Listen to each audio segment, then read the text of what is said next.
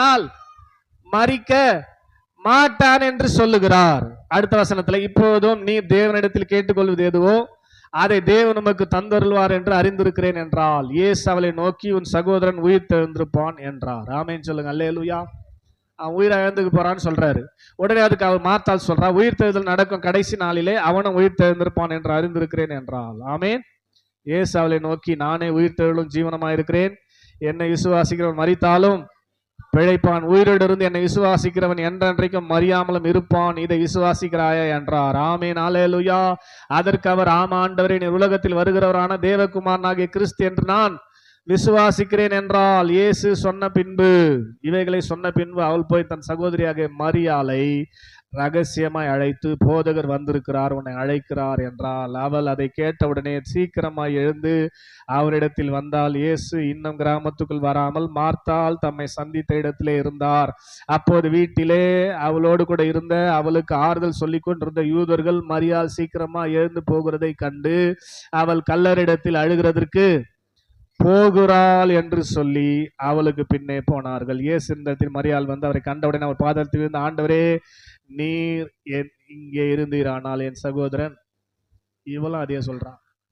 ஏற்கனவே மரியாள் சொன்னது என்னது? ஸ்தோத்திரம், மறிக்க மாட்டான்.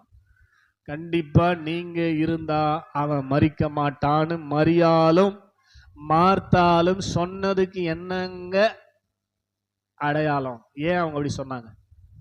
ஸ்தோத்திரம். எப்படி அவங்களுக்குள்ள விசுவாசம் வந்துச்சு? நீங்க இருந்திரானால் மறிக்க மாட்டான்னு சொல்றாங்கல்ல.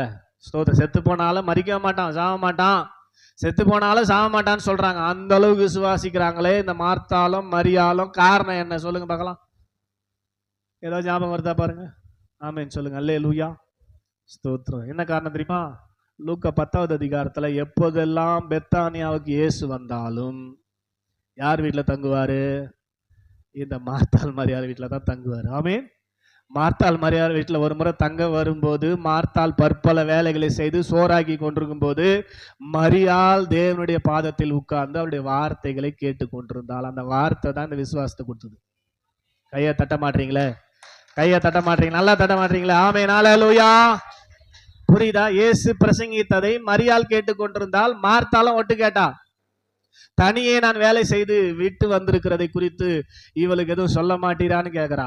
அவ பேசி கொண்டிருந்து, ஒரே அறையில பேசி கொண்டிருப்பது பக்கத்துல இருக்கிறவங்க கேட்கமா கேட்காதா? இயேசு பேசுறது. ஆமென் சொல்லுங்க. அல்லேலூயா. அந்த வார்த்தைகள் உள்ள போனதுனால பழைய பதிவுகள் எல்லாம் அவர்களுக்கு நீக்கப்பட்டு இயேசுவின் மேல விசுவாசம் வந்ததுனால சொல்றாங்க, நீர் இங்கே இருந்தீரானால் என் சகோதரன்